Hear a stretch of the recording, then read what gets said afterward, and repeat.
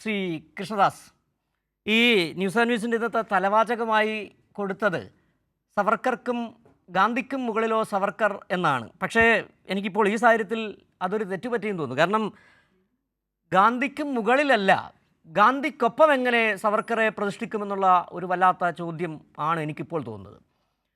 ഒരുപക്ഷെ നേരത്തെ പറഞ്ഞതുപോലെ പാർലമെൻറ്റിൻ്റെ സെൻട്രൽ ഹാളിൽ സവർക്കറെ പ്രതിഷ്ഠിച്ചതുപോലെയുള്ള ഒരു ചരിത്രപരമായ മ്ലേച്ഛത രാജ്യം വേറെ കണ്ടിട്ടില്ല. അതാണ് നേരത്തെ പറഞ്ഞ ഗാന്ധിക്ക് മുൻപിലിരുന്ന് അദ്ദേഹം ചിരിക്കുകയാണ്. എന്ത് യോഗ്യതയാണ് ഗാന്ധിക്ക് മുകളിൽ സവർക്കറെ പ്രതിഷ്ഠിക്കാനുള്ളത്? എന്ത് യോഗ്യതയാണ് സവർക്കർക്കുള്ളത്? ശ്രീ പി കൃഷ്ണദാസ്. ശ്രീ സുഗതൻ, അങ്ങയുടെ ഇൻട്രൊഡക്ഷനിൽ അങ്ങ് പറഞ്ഞ കാര്യങ്ങളോട് എനിക്കുള്ള ചെറിയൊരു വിയോജിപ്പ് ഞാൻ രേഖപ്പെടുത്തുകയാണ്. ഒന്ന്, ഗാന്ധി വധത്തിന്റെ പേര് അങ്ങ് RSSന്റെ കൂടി ചേർത്തുകൊണ്ട് പറഞ്ഞു എന്നുള്ളതാണ്. അത് വസ്തുതകൾക്ക് നിരക്കാത്തതാണ്, യാഥാർത്ഥ്യങ്ങൾ ഉൾക്കൊള്ളാത്തതാണ്. ഒന്നുകിൽ അങ്ങയെ ആരോ തെറ്റിദ്ധരിപ്പിച്ചിരിക്കുന്നു, അതല്ലെങ്കിൽ അങ്ങ് ഗാന്ധി വധവുമായി ബന്ധപ്പെട്ടുകൊണ്ടുള്ള ജഡ്ജ്മെന്റിൽ കോടതിയുടെ പരാമർശങ്ങൾ അങ്ങയുടെ ശ്രദ്ധയിൽ വരാതെ പോയിരിക്കുന്നു എന്നുള്ളതാണ്. അതല്ലെങ്കിൽ മനഃപൂർവ്വമായി അങ്ങ് ഇൻട്രൊഡക്ഷനിൽ ഒരു കാര്യം പറഞ്ഞിരിക്കുന്നു എന്ന് മാത്രമേ ഉള്ളൂ. മറ്റൊന്ന്, ശ്രീ സവർക്കറുമായി ബന്ധപ്പെട്ടുകൊണ്ടാണ്. സവർക്കറെ സംബന്ധിച്ച് അങ്ങ് ഉന്നയിക്കുന്ന ആരോപണങ്ങൾ, അതല്ലെങ്കിൽ നിങ്ങൾ ഈ ചർച്ചയിൽ ഉയർത്തുന്ന പ്രധാനപ്പെട്ട വിഷയങ്ങൾ ഗാന്ധിജിയുമായി ചേർത്ത് വെച്ചുകൊണ്ടാണ്. ഗാന്ധിജി സ്വാതന്ത്ര്യ സമര കാലഘട്ടത്തിൽ തന്നെ സവർക്കറുമായി ഒരുമിച്ച് സ്വാതന്ത്ര്യ സമരത്തിന്റെ നാളുകളിൽ സവർക്കർ ഉന്നയിച്ചിട്ടുള്ള അദ്ദേഹത്തിന്റെ ആശയങ്ങളോട് വലിയ വിയോജിപ്പുകൾ പുറപ്പെടുവിക്കാതെ, അല്ലെങ്കിൽ അദ്ദേഹത്തിന്റെ വിയോജിപ്പുകൾ കാണിക്കാതെ, ഓരോ മേഖലയിലും ഓരോ നേതൃത്വം കൊടുത്തുകൊണ്ട് പോകുന്ന സ്വാതന്ത്ര്യ സമര സേനാനികളുടെ ഒരു ഭാഗം എന്ന നിലക്ക് മാത്രമേ നമ്മൾ അതിനെ കാണേണ്ടതുള്ളൂ. നേതാജി സുഭാഷ് ചന്ദ്രബോസും അതുപോലെ തന്നെ സവർക്കർ അടക്കമുള്ള നേതാക്കന്മാരും നിരവധി നേതാക്കന്മാർ ഗാന്ധിജിക്കൊപ്പം സമരത്തിന്റെ ഭാഗമായി നിന്നിട്ടുണ്ട്. പ്രത്യേകമായി അവരുടെ സംഘടനകൾ രൂപീകരിച്ചുകൊണ്ട്, അതല്ലെങ്കിൽ അവരുടേതായിട്ടുള്ള സംഘടനകൾക്കൊപ്പം ചേർന്നുകൊണ്ട് പ്രത്യക്ഷത്തിൽ സമരം ചെയ്തിട്ടുള്ള നേതാക്കന്മാരാണ്. അവരെല്ലാം നാളുകളോളം ജയിൽവാസം അനുഭവിച്ചിട്ടുള്ള ആളുകളാണ്.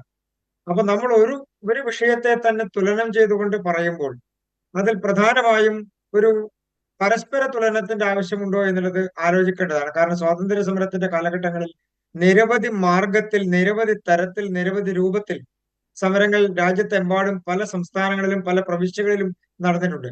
ഇന്ന് നമ്മൾ സംസ്ഥാനങ്ങൾ എന്ന് പറയുന്നു, അന്നത്തെ കാലഘട്ടത്തിൽ പ്രവിശ്യകൾ, പ്രദേശങ്ങൾ, നാട്ടുരാജ്യങ്ങൾ, അവിടെ എല്ലാം ആ തരത്തിൽ വ്യത്യസ്ത രൂപത്തിലാണ് സമരങ്ങൾ നടന്നിട്ടുള്ളത്. എല്ലാ സ്ഥലത്തും ഒരേ രൂപത്തിലോ എല്ലാ സ്ഥലത്തിലും ഒരേ നേതാക്കന്മാരോ അല്ല നേതൃത്വം കൊടുത്തിട്ടുള്ളത്. ബഹുമാനപ്പെട്ട ദേശീയ നേതാക്കന്മാരെല്ലാം സ്വാതന്ത്ര്യ സമരത്തിന്റെ ഭാഗമായി ദേശവ്യാപകമായ സമരത്തിന് നേതൃത്വം കൊടുത്തിട്ടുള്ള ആളുകളുണ്ട്. ആ കൂട്ടത്തിൽ പ്രധാനപ്പെട്ട ആളുകളാണ് ശ്രീ നേതാജി സുഭാഷ് ചന്ദ്രബോസും ശ്രീ VD സവർക്കർ അടക്കമുള്ള ആളുകളും. അവരുടെ ആശയങ്ങൾ ഉൾക്കൊണ്ടുകൊണ്ട് സമരത്തിൽ ഇറങ്ങിയിട്ടുള്ള നിരവധി ആളുകളുണ്ട്, ചെറുപ്പക്കാരുണ്ട്. ആ കാലഘട്ടങ്ങളിൽ അവർ നിരവധി പ്രക്ഷോഭങ്ങൾക്ക് നേതൃത്വം കൊടുത്തിട്ടുണ്ട്. മാത്രമല്ല, അവർ ഉന്നയിച്ചിട്ടുള്ള വിഷയങ്ങൾ പല രീതിയിലാണല്ലോ ആ കാലഘട്ടങ്ങളിൽ സമരം നടത്തി. ഇപ്പൊ നമുക്ക് ആദ്യത്തെ സമരം എന്ന് നമ്മൾ പ്രത്യക്ഷത്തിൽ പറയുന്ന അത് ശിപ്പായി ലഹളയുടെ പേരിലാണെങ്കിലും, നാട്ടുരാജാക്കന്മാർ ഉയർത്തിയിട്ടുള്ള ബ്രിട്ടീഷുകാർക്കെതിരെയുള്ള പ്രക്ഷോഭങ്ങളാണെങ്കിലും, പഴശ്ശിരാജാവ് അടക്കമുള്ള ആളുകൾ കേരളത്തിൽ നടത്തിയിട്ടുള്ള യുദ്ധങ്ങളൊക്കെ ഒളിയുദ്ധങ്ങൾ എന്ന് നാം പറയുന്ന യുദ്ധങ്ങൾ അടക്കമുള്ള കാര്യങ്ങൾ. അപ്പൊ അങ്ങനെ നിരവധി പ്രദേശങ്ങളിൽ നടന്നിട്ടുള്ള വ്യത്യസ്തമായിട്ടുള്ള സമരങ്ങളെയും വ്യത്യസ്തമായിട്ടുള്ള രീതികളെയും നമുക്ക് ഒരു വിഷയവുമായി ചേർത്തുകൊണ്ട് കാണാൻ വേണ്ടി കഴിയില്ല എന്നതാണ്. പിന്നെ അങ്ങ് ചോദിച്ചത് ഗാന്ധിജിക്കൊപ്പമാണോ ഗാന്ധിജിക്ക് മുകളിലാണോ? എന്റെ വ്യക്തിപരമായ അഭിപ്രായത്തിൽ അങ്ങനെ സ്വാതന്ത്ര്യ സമരത്തിൽ ഒരു സാധാരണ സ്വാതന്ത്ര്യ സമരത്തിന്റെ ഭടൻ പോലും ഒരാൾക്കും മുകളിലോ ഒരാൾക്കും താഴെയോ അല്ല.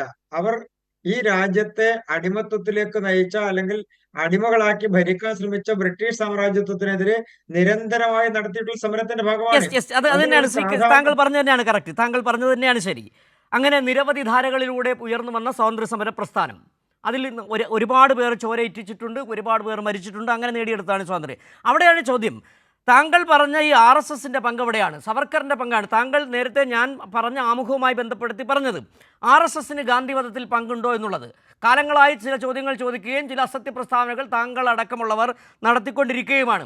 RSS എങ്ങനെ രക്ഷപ്പെട്ടു എന്നുള്ളതും അന്ന് നടത്തിയ അന്വേഷണത്തിൽ വന്ന ചില പിഴവുകൾ സവർക്കറെ രക്ഷപ്പെടുത്തിയതുമൊക്കെ നമുക്കറിയാം. RSSനെ നിരോധിച്ചതടക്കമുള്ള കാര്യങ്ങൾ നമുക്കറിയാം. അതോടൊപ്പം തന്നെയാണ് താങ്കൾ പറഞ്ഞത് വി ഡി സവർക്കറിനെ പോലെയുള്ള നിരവധി പേർ അദ്ദേഹത്തിൻ്റെ ആശയങ്ങളിൽ ആകൃഷ്ടരായി വന്നിട്ടുണ്ട്. അതോടൊപ്പം തന്നെ ഗാന്ധിയും സവർക്കറും പല ഘട്ടങ്ങളിൽ ചില യോജിപ്പുകൾ പ്രകടിപ്പിച്ചിട്ടുണ്ട്. എവിടെയാണ് യോജിപ്പ് എന്നുള്ള കാര്യമാണ് ഇവിടെ പരിശോധിക്കേണ്ടത്. നമ്മൾ പല ഘട്ടങ്ങളിൽ ചർച്ച ചെയ്തിട്ടുണ്ട്. സവർക്കർ ഉയർത്തിയ തീവ്ര ഹിന്ദുത്വം എന്ന് പറയുന്ന ആശയം ഏത് കാലഘട്ടത്തിലാണ് ഗാന്ധി ഉയർത്തിപ്പിടിച്ചിട്ടുള്ളത്? എവിടെയാണ് സമരസപ്പെട്ടിട്ടുള്ളത് സവർക്കറുമായി ഗാന്ധിജി?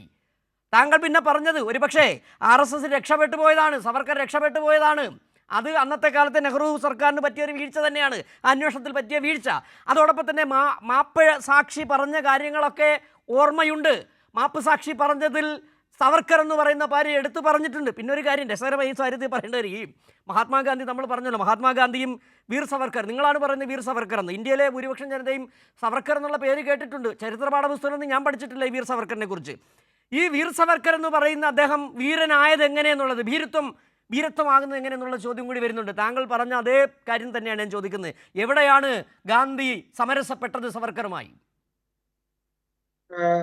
ശ്രീ സജു സുഗതൻ, ഞാൻ അതുകൊണ്ടാണ് അങ്ങയോട് സൂചിപ്പിച്ചത്, സ്വാതന്ത്ര്യ സമരത്തിൽ നമ്മുടെ രാജ്യത്തിന് വേണ്ടി സമരം നയിച്ചിട്ടുള്ള ഒരു സാധാരണ സ്വാതന്ത്ര്യ സമര ഭടൻ മുതൽ അതിന് നേതൃത്വം കൊടുത്തിട്ടുള്ള ഏത് നേതാക്കന്മാരാണെങ്കിലും, ഞാൻ അങ്ങയോട് തിരിച്ചൊരു കാര്യം ചോദിക്കട്ടെ. മഹാത്മാഗാന്ധി അടക്കമുള്ള ആളുകൾ സ്വാതന്ത്ര്യ സമരത്തിന്റെ നേതൃത്വത്തിലേക്ക് വരുന്നതിന് മുൻപ് സ്വാതന്ത്ര്യ സമരം നടന്നിട്ടില്ലേ? സ്വാതന്ത്ര്യ സമര പ്രക്ഷോഭങ്ങൾ നടന്നിട്ടില്ലേ? നിരവധി പ്രദേശങ്ങളിൽ, നാട്ടുരാജ്യങ്ങളിൽ ശക്തമായിട്ടുള്ള പ്രക്ഷോഭങ്ങൾക്ക് നേതൃത്വം കൊടുക്കാൻ അതാത് പ്രദേശത്തെ ആളുകൾ തയ്യാറായിട്ടില്ലേ? ഗാന്ധിജി അടക്കമുള്ള ആളുകൾ അങ്ങനെ പേരറിയുന്നവരും പേരറിയാത്തവരുമായ അനേകായിരങ്ങൾ ഇവിടെ വന്നിട്ടുണ്ട്, ഈ സമരത്തിൽ പങ്കാളികളായിട്ടുണ്ട്. എവിടെയാണ് ഒരു RSS നേതാവിൻ്റെ പേര്?